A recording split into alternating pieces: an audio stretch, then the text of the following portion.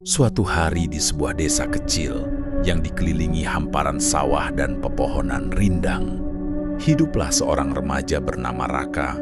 Usianya baru menginjak 16 tahun, namun sikapnya lebih dewasa dibandingkan teman-teman sebayanya. Raka dikenal sebagai anak yang pendiam, tidak banyak bicara, tetapi memiliki rasa ingin tahu yang besar terhadap banyak hal. Sehari-harinya ia tinggal bersama kakeknya, seorang lelaki tua yang sudah rambutnya memutih. Namun sorot matanya tetap tajam, seolah menyimpan. Kakek Raka adalah sosok yang dihormati di kampung itu. Bukan karena kekayaannya, melainkan karena kebijaksanaan yang selalu ia tunjukkan. Setiap sore, warga sering datang ke rumahnya hanya untuk mendengar petuah sederhana tentang kehidupan. Raka yang setiap hari menyaksikan itu, tumbuh dengan rasa hormat yang tinggi kepada sang kakek. Namun, di balik semua itu, ada hal-hal yang tak pernah benar-benar ia fahami.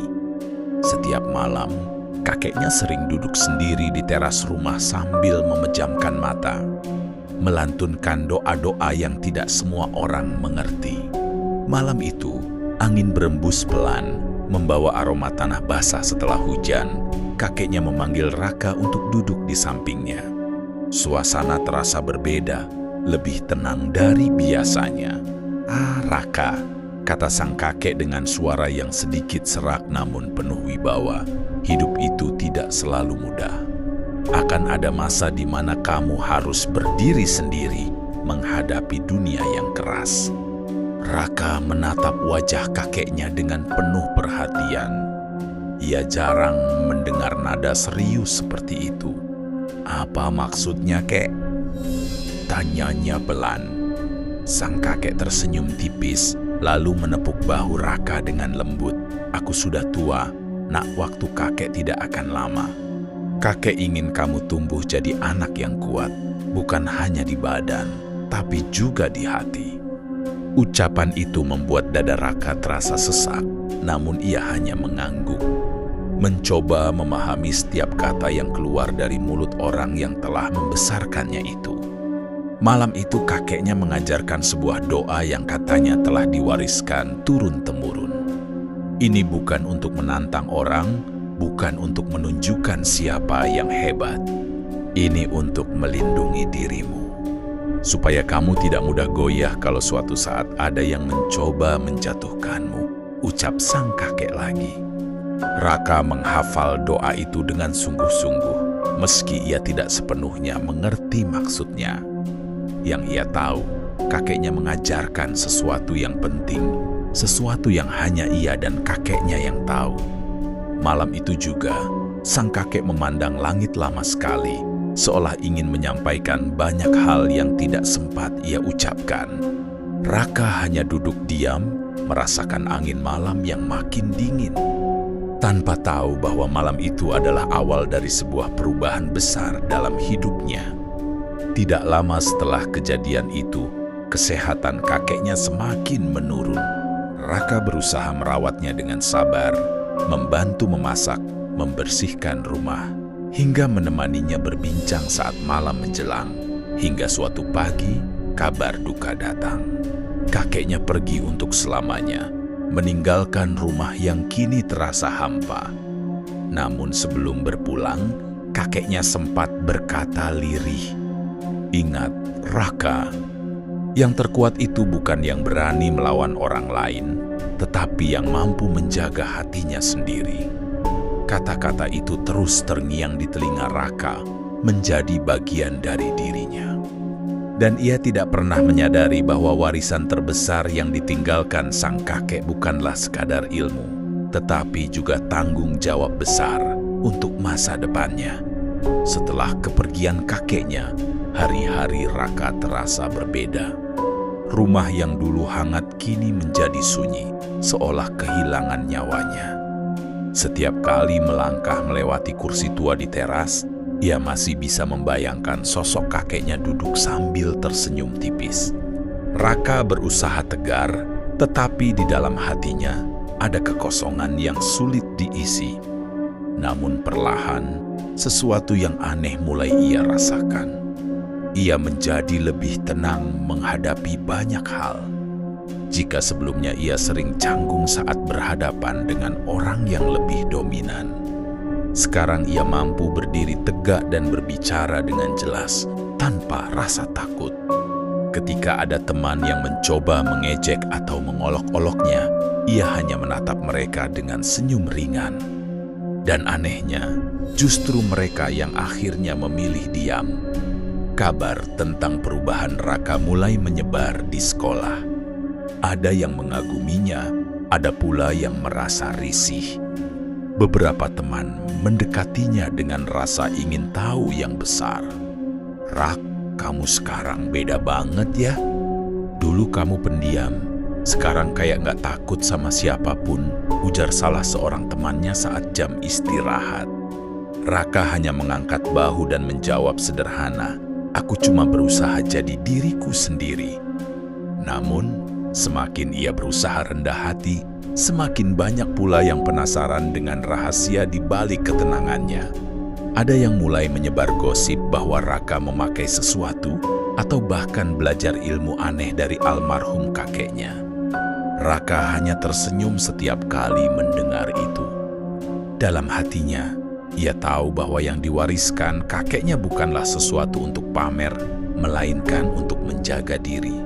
Suatu sore, saat pulang sekolah, Raka melihat seorang teman sekelasnya, Dimas, dikerumuni beberapa anak yang suka mencari masalah. Mereka mengintimidasi Dimas karena hal sepele hanya karena ia tidak mau memberikan catatan pelajaran. Raka mengamati dari jauh sejenak, lalu ia melangkah mendekat. Suaranya tenang, tetapi matanya menatap tajam. "Sudah, jangan keterlaluan. Catatan itu kan bisa kalian pinjam dengan cara yang baik," katanya dengan nada datar. Anak-anak itu awalnya meremehkan, tetapi entah mengapa satu persatu mundur. Bukan karena Raka mengancam, melainkan karena sorot matanya yang tidak bergeming sedikit pun.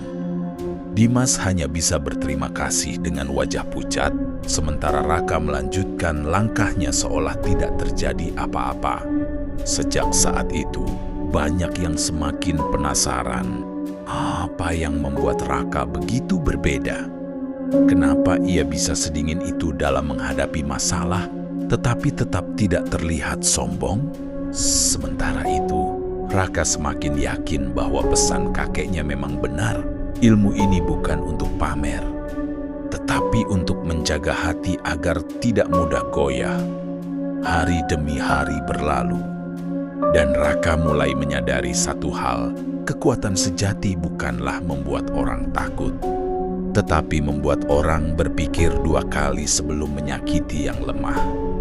Ia tetap belajar, tetap bersikap sopan, tetapi di dalam dirinya, ia membawa warisan yang tidak semua orang tahu, sebuah ketenangan yang lahir dari doa dan restu orang yang sudah tiada.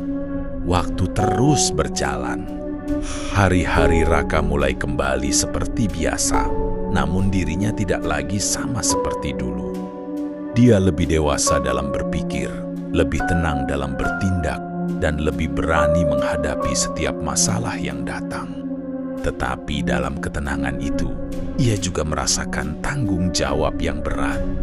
Dan pesan kakeknya terus terngiang di kepalanya bahwa ilmu yang diwariskan bukanlah untuk membanggakan diri, melainkan untuk menjaga dan melindungi. Suatu ketika, di sekolahnya muncul masalah yang lebih besar. Beberapa siswa dari luar sekolah datang mencari keributan. Mereka menantang, membuat suasana kacau, bahkan ada yang mendorong teman-temannya hingga hampir jatuh. Banyak yang panik, ada yang lari, dan ada pula yang hanya bisa melihat tanpa berani berbuat apa-apa. Raka yang saat itu berada di dekat gerbang sekolah hanya menghela napas pelan. Ia tidak merasa takut, tetapi juga tidak ingin menambah masalah. Dia melangkah maju, menghampiri mereka dengan langkah yang tenang. "Teman-teman, kalau kalian punya masalah, bicarakan baik-baik.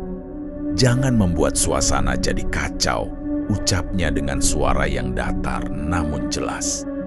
Beberapa dari mereka sempat meremehkan dan mengancam, tetapi Raka tidak menunjukkan sedikit pun rasa gentar.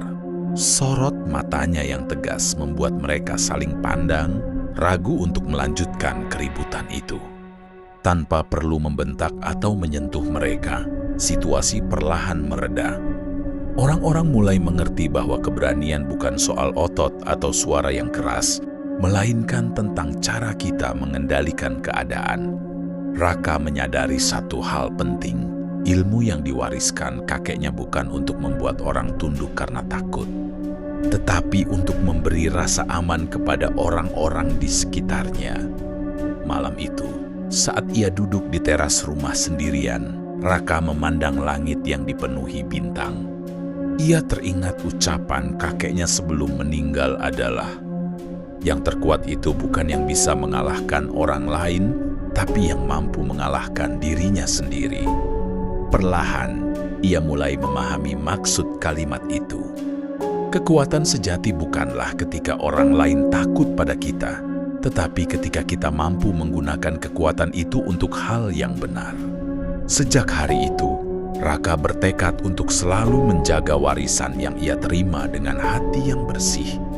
Ia tidak ingin menjadi sosok yang ditakuti, melainkan sosok yang dihormati karena keberaniannya menjaga kebaikan.